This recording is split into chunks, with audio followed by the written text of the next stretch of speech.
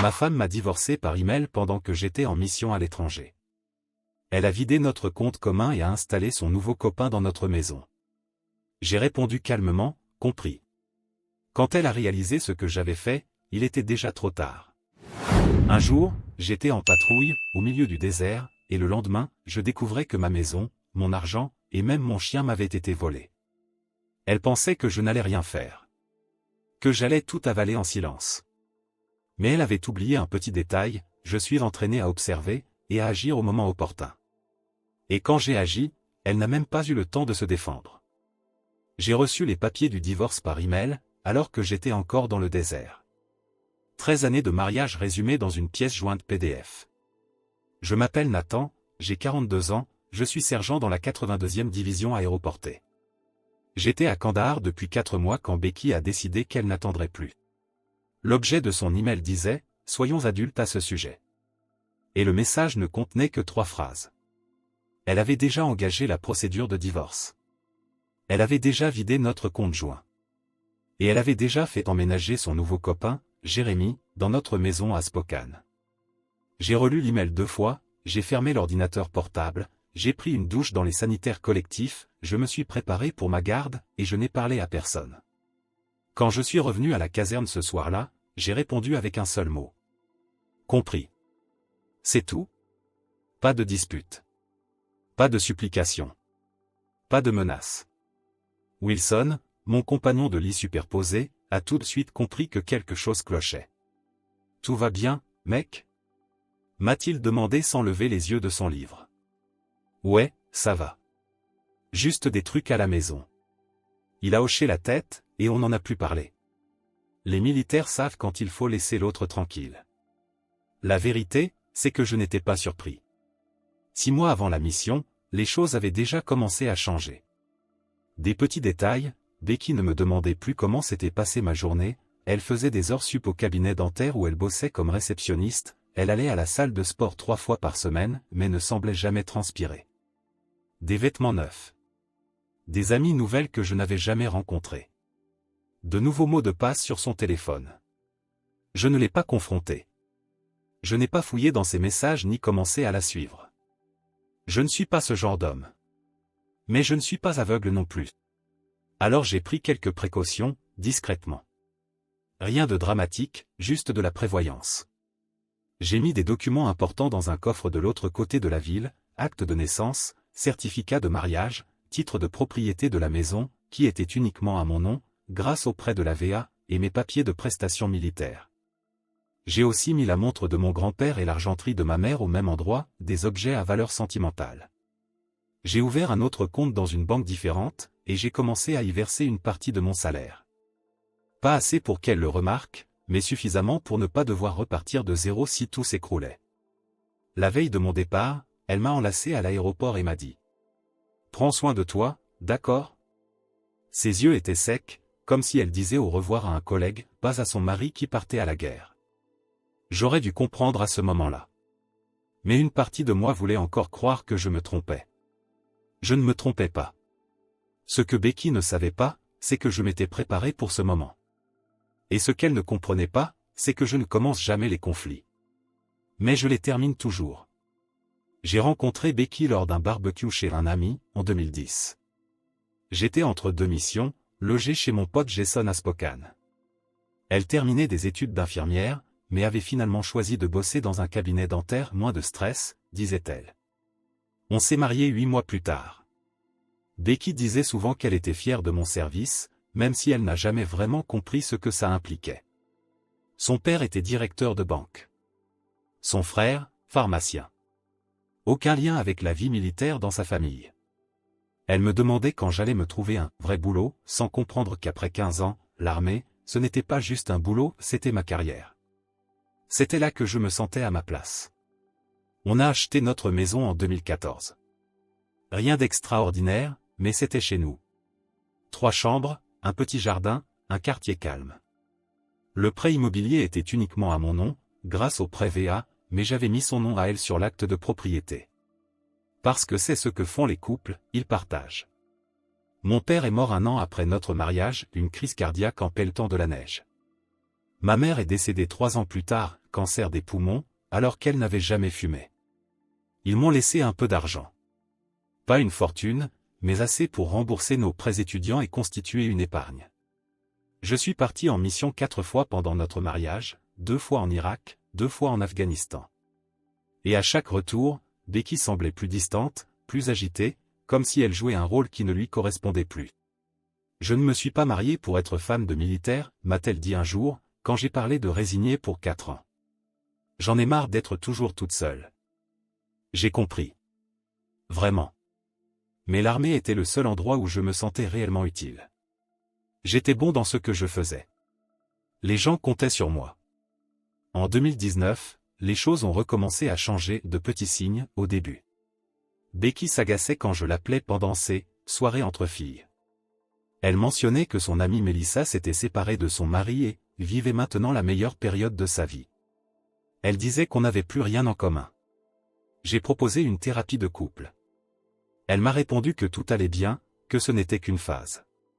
Puis sont venues les soirées de travail tardives. Les week-ends avec des amis que je n'avais jamais vus. Des vêtements neufs. Une salle de sport où elle allait à peine. J'aurais dû la confronter, mais ce n'est pas comme ça que je gère les choses. Je ne l'ai jamais fait. Mon père m'a appris à réfléchir avant de parler, à être sûr avant d'agir. Alors j'ai observé. Et je me suis préparé. En silence. Parce que mon instinct me disait que quelque chose se préparait. Et dans l'armée, on apprend à faire confiance à son instinct.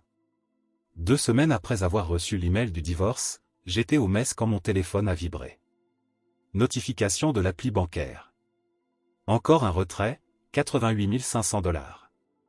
Presque tout ce qui restait. J'ai posé ma fourchette et ouvert l'appli.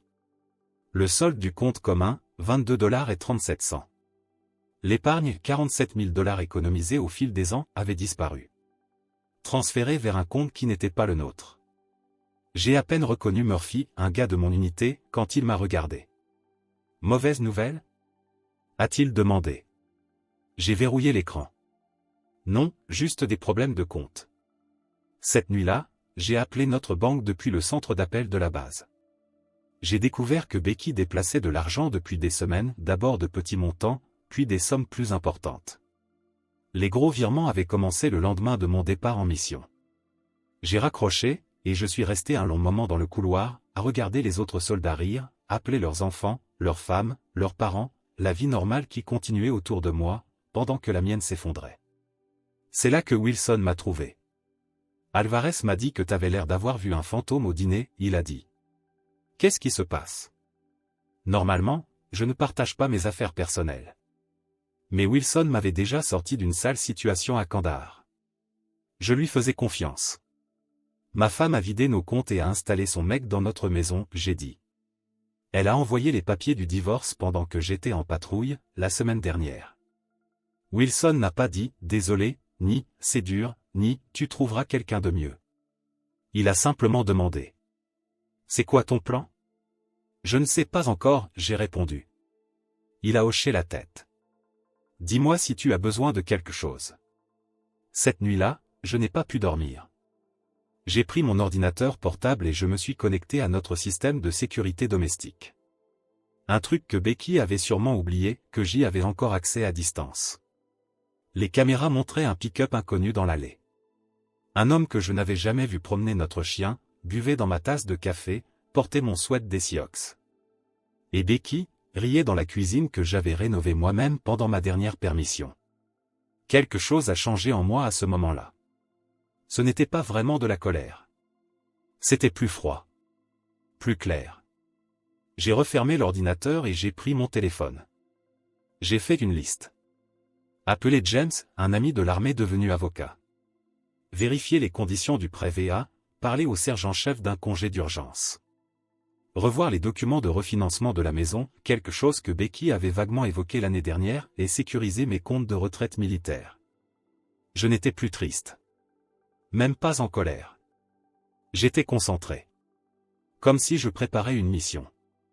Ce n'était plus une affaire d'émotion. C'était une stratégie. À 5 heures du matin, avant le début du service, j'ai envoyé un email à James avec pour objet. Besoin d'aide juridique, discret et urgent. La réponse est arrivée 1 heure plus tard. Appelle-moi. Ligne sécurisée uniquement. Quand j'ai raccroché, je savais exactement ce que je devais faire. Pas besoin de crier, de menacer ou de l'affronter. Je devais juste attendre. Observer. Et laisser ses propres actes devenir son piège. 2 mois plus tard, j'étais de retour sur le sol américain. Je n'ai pas prévenu Becky de mon retour. Je n'ai pas appelé. Pas envoyé de message. Je me suis installé dans un motel au centre-ville de Spokane, sous un autre nom, et j'ai contacté James. On s'est retrouvés dans un dîner à une dizaine de kilomètres de la ville.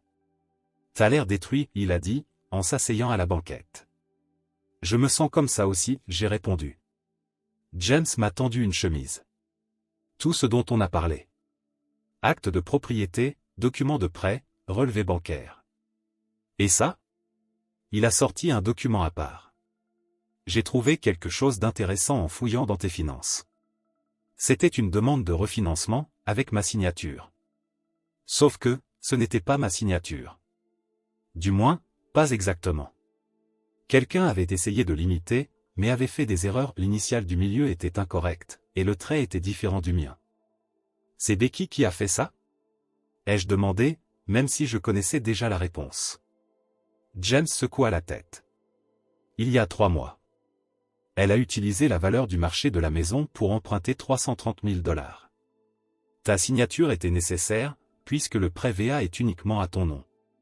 Donc elle a falsifié ma signature, pris un prêt sur notre maison, vidé nos comptes, puis demandé le divorce. Une femme bien occupée, dit James. Mais ce n'est pas tout. Elle a inscrit son petit ami comme co-emprunteur. Jérémy? Lui-même. Casier judiciaire.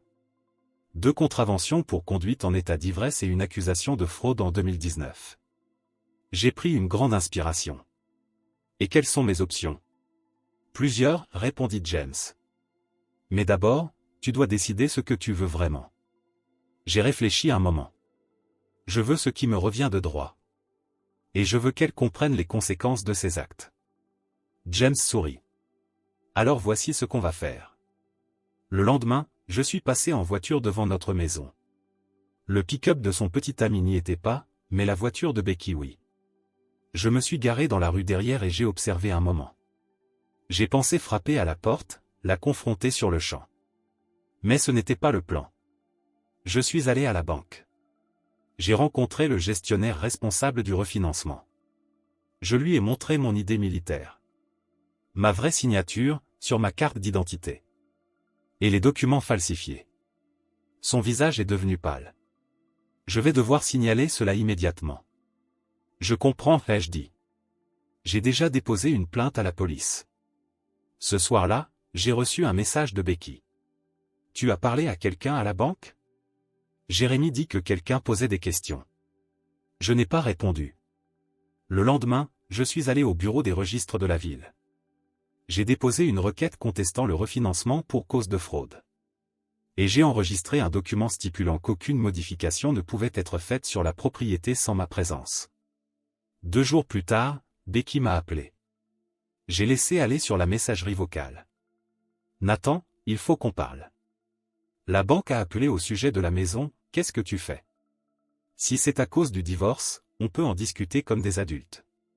Comme des adultes. Les mêmes mots que dans son email. Mais je n'ai toujours pas répondu. James m'a appelé cet après-midi-là. Les fonds du refinancement ont été gelés. Et il y a autre chose, le petit ami de ta femme a conduit ton pick-up récemment, non? Celui qui est à ton nom? Oui. Il a été arrêté ce matin, avec un permis suspendu à cause de ses anciennes infractions. Le véhicule a été saisi. Parfait, ai-je répondu. Il y avait aussi des choses curieuses dans la camionnette. Quoi? Des carnets d'ordonnances provenant du cabinet dentaire où Becky travaille. J'ai fermé les yeux. Elle vole des ordonnances? On dirait bien. La police enquête. J'ai raccroché et me suis assis au bord du lit de mon motel.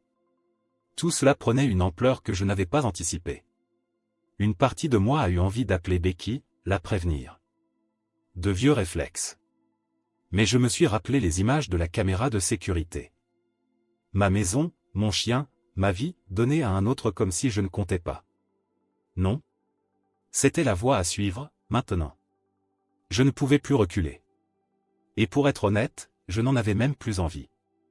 Le matin suivant, j'ai rencontré l'enquêteur en fraude de la banque. Il s'appelait Thompson. Un petit gars, les yeux fatigués, une tache de café sur la cravate. Ça arrive plus souvent que tu ne le penses, dit-il en étalant des documents sur la table. L'un des conjoints part en mission, et l'autre y voit une opportunité. Et maintenant ? Ai-je demandé. Nous avons gelé les fonds du refinancement frauduleux. Mais il y a un problème, une partie de l'argent a déjà été retirée. Combien ? Presque la moitié. Je me suis penché en avant. Où est allé cet argent ? Thompson hésita. Je ne devrais pas partager cette information. C'est ma maison, ma signature a été falsifiée, mon argent a été volé. Il acquiesça lentement et tourna son écran vers moi. Voici les virements effectués depuis le compte du refinancement. J'ai parcouru la liste des yeux. Plusieurs virements vers quelqu'un nommé Daniel Spencer. Ce n'était pas Jérémy. Un autre nom. Quelqu'un que je ne connaissais pas. Qui est Daniel Spencer ? Ai-je demandé. Thompson haussa les épaules. Ce n'est pas de mon ressort. Mais vous devriez demander à votre avocat de faire une requête officielle pour ces dossiers. J'ai appelé James dès ma sortie de la banque. Daniel Spencer ? Il a répété.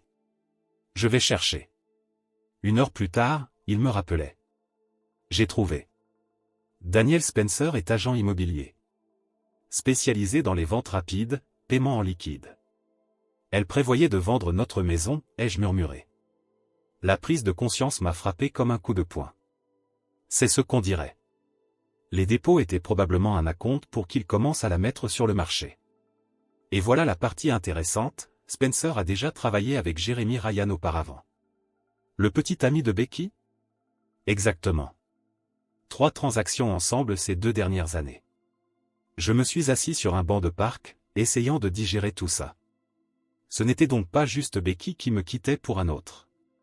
C'était une opération planifiée. Peut-être, dit James prudemment. J'ai fait des recherches sur Jeremy Ryan. Il a un schéma, il s'implique avec des femmes en instance de divorce ou dont le mari est en mission. J'en ai trouvé 3 cas jusqu'à présent. À chaque fois, la maison de la femme est vendue bien en dessous du prix du marché, à un client de Spencer. Ryan touche une commission et passe à la suivante.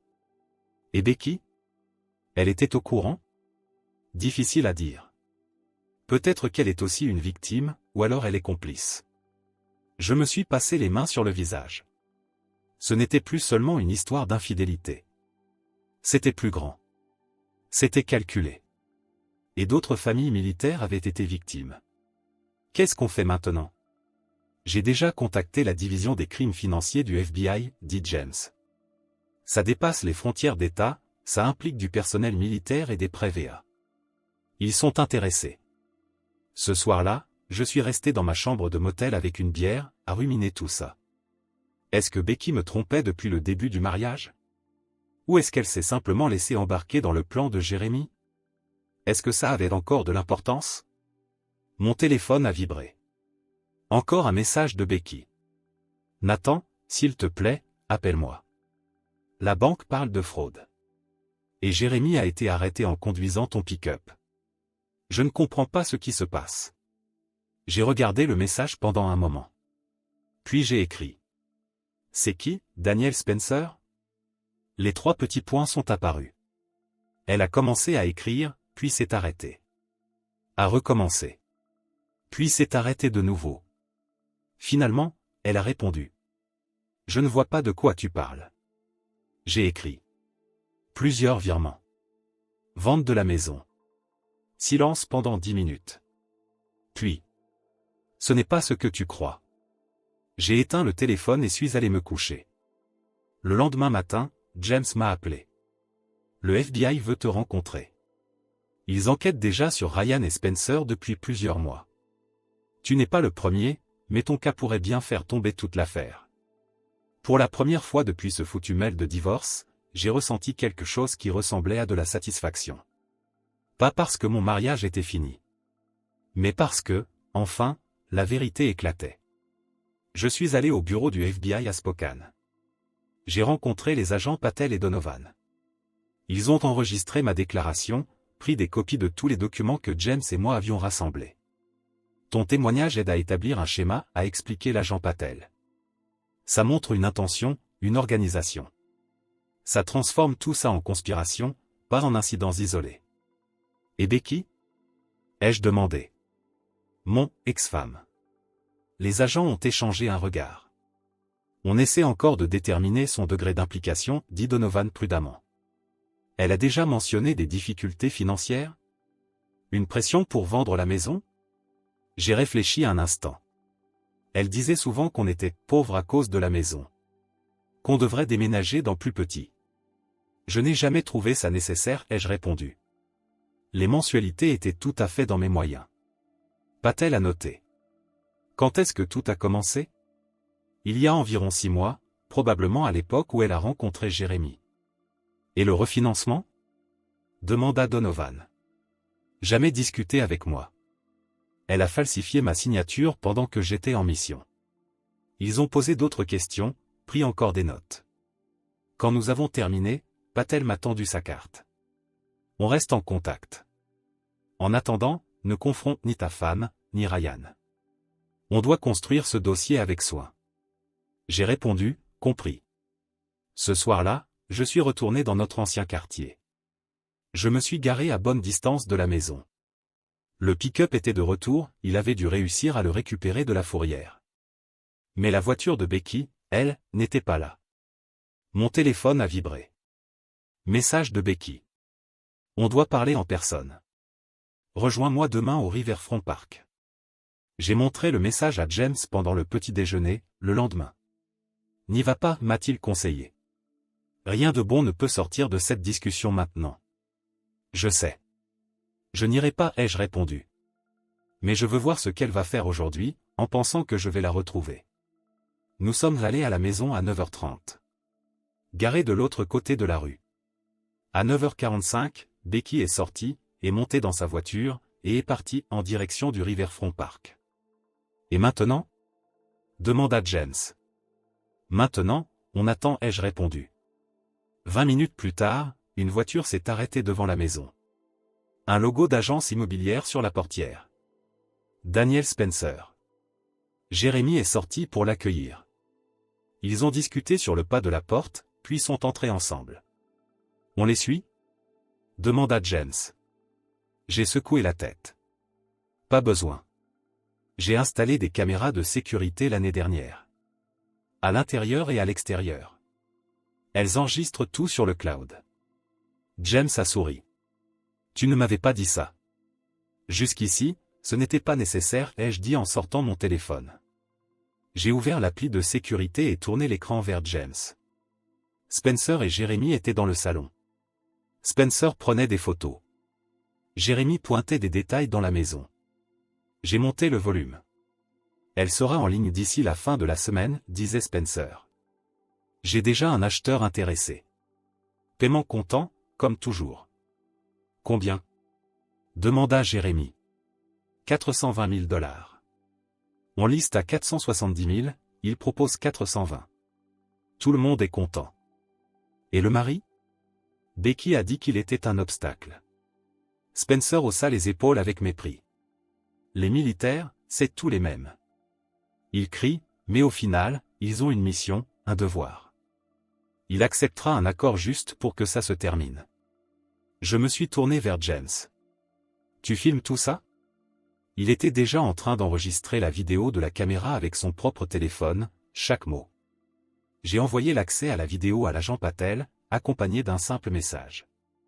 C'est en train de se passer. 30 minutes plus tard, la maison était encerclée par des véhicules du FBI. Je regardais de loin, depuis la rue, pendant que les agents menottaient Spencer et Jérémy. Mon téléphone a sonné. C'était l'agent Patel. On les a pris en vidéo en train de discuter de la fraude, dit-il. Et aussi pour conspiration, fraude électronique et tentative de vente d'un bien immobilier avec de faux documents. On aura besoin de votre témoignage officiel. Bien sûr, ai-je répondu. Ah, et Monsieur Brigg, votre épouse vient d'arriver sur les lieux. Elle est bouleversée. J'ai regardé au bout de la rue. Becky était là, debout sur notre pelouse, les mains sur la bouche, en train de regarder les agents du FBI sortir des cartons de documents de notre maison. Qu'est-ce qui va lui arriver? Ai-je demandé. Ça dépend, répondit Patel. De ce qu'elle savait, et de ce que vous voulez. J'ai observé Becky longuement. 13 ans de mariage. De bonnes années, au début, avant tout ça. Je veux juste ce qui est juste, ai-je dit, enfin. Le procès fédéral a été rapide. Jérémy et Spencer ont accepté des accords de plaidoyer et se sont mutuellement dénoncés, en plus de plusieurs autres complices. Leur opération, au final, touchait 3 États et visait les familles de militaires. Becky a continué à dire qu'elle ne savait rien de toute l'organisation. Elle a dit que Jérémy lui avait fait croire que je cachais de l'argent et que je comptais l'abandonner sans rien. Elle a dit que l'idée du refinancement venait de lui, et qu'elle avait juste suivi le plan. Peut-être que c'était vrai. Ou peut-être pas. Quoi qu'il en soit, elle a accepté un accord. Remboursement total de l'argent volé, renoncement à tout droit sur la maison ou ma retraite militaire, aveu écrit de la falsification de ma signature. En échange, je ne l'ai pas poursuivi en justice. Le divorce a été finalisé 6 mois après ce mail à Kandahar. Sans faute. Une fin propre. Vu les circonstances, c'était la meilleure issue possible. Le jour où j'ai signé les derniers papiers, j'ai reçu un appel de l'agent Patel. Jérémy Ryan a été condamné aujourd'hui. 8 ans pour fraude, conspiration et usurpation d'identité. Et Spencer? 12 ans. Je me suis dit que vous aimeriez le savoir. Merci, ai-je répondu. Et une dernière chose, ajouta-t-il. On a trouvé des preuves qu'ils avaient fait ça à 11 autres familles de militaires. Votre cas nous a aidés à établir le schéma. Grâce à vous, ces familles vont peut-être pouvoir récupérer leur argent. Après avoir raccroché, je suis resté assis sur le porche de mon appartement en location, regardant le soleil se coucher. Pensant à toutes ces autres familles. Des hommes partis en mission, convaincus que leur maison et leur mariage étaient en sécurité, pour revenir et ne retrouver que le vide. Je n'avais jamais prévu d'être celui qui ferait tomber Jérémy et Spencer. Je voulais juste récupérer ce qui m'appartenait. Mais parfois, les choses prennent un tournant qu'on n'attend pas. Mon téléphone a vibré. Message de Becky. Je n'ai jamais voulu que ça se termine comme ça. Je n'ai pas répondu. Il n'y avait plus rien à dire. 1 an plus tard, j'ai vendu la maison. Je ne pouvais plus y vivre. Trop de souvenirs. Trop de trahisons enfermées dans ces murs. J'ai utilisé l'argent pour acheter une cabane simple près de Missoula, dans le Montana. 2 chambres, 4 hectares de terrain, un ruisseau qui traverse l'arrière. Pas de voisins à des kilomètres à la ronde. J'ai pris ma retraite anticipée de l'armée. 20 ans, c'était suffisant. J'avais déjà tout donné. J'ai adopté un chien, un berger allemand nommé Scout. J'ai commencé à faire un peu de menuiserie pour les gens du coin. Rien de compliqué, juste de quoi garder les mains occupées et payer les factures. Ma pension militaire couvrait le reste. Parfois, je pensais à Becky. Je me demandais ce qu'elle était devenue. James avait entendu dire qu'elle était retournée dans sa ville natale, en Oregon, travaillant dans un autre cabinet dentaire, recommençant sa vie, j'imagine. Je ne ressentais plus de colère envers elle, pour être honnête. Je ne ressentais plus rien. Elle avait fait ses choix. Moi, les miens. Un soir, j'ai reçu une lettre d'une femme de Fort Worth. Son mari était dans la marine, en mission, quand Jérémy et Spencer avaient tenté de lui faire le même coup. Le FBI lui avait donné mon nom comme faisant partie de l'enquête. La lettre disait : « Vous ne me connaissez pas, mais vous avez sauvé notre foyer. Merci. Vous vous êtes battu, alors qu'il aurait été plus facile d'abandonner. » Je l'ai lu 2 fois, puis je l'ai accroché sur la porte du frigo. Et les jours où le silence devenait trop fort, ou quand les souvenirs commençaient à peser, je regardais cette lettre et je me rappelais que, malgré toute cette merde, quelque chose de bon en était sorti. La dernière fois que j'ai eu des nouvelles, Jérémy était toujours en prison. Spencer aussi. Le système avait fonctionné. Cette fois, au moins. Et moi, j'avançais. Un jour calme à la fois, construisant quelque chose de nouveau. Quelque chose qu'on ne peut pas me voler, ni falsifier, ni trahir. Quelque chose qui, pour la première fois depuis longtemps, m'appartenait vraiment. Commentaire Monsieur Reddit. Cette histoire m'a vraiment fait réfléchir. Parfois, la trahison n'est pas seulement émotionnelle, mais aussi financière et cela peut complètement détruire la vie de quelqu'un. Le protagoniste a dû faire face à un divorce injuste et tout reconstruire après avoir été trahi par des personnes en qui il avait confiance. Au final, il a transformé sa douleur en quelque chose de plus grand, en aidant d'autres familles sans même le savoir. C'est un rappel puissant que, même dans les pires situations, la vérité peut triompher et la justice aussi. Et vous, qu'avez-vous pensé de cette histoire? Dites-moi tout en commentaire, j'ai hâte de vous lire. Si vous avez aimé la vidéo, laissez un like et n'oubliez pas de vous abonner à la chaîne pour plus d'histoires et de discussions intrigantes. Et n'oubliez pas d'écouter notre podcast pour plus d'histoires inspirantes comme celle-ci, le lien est dans la description et dans la carte à l'écran. Merci d'avoir regardé et à la prochaine.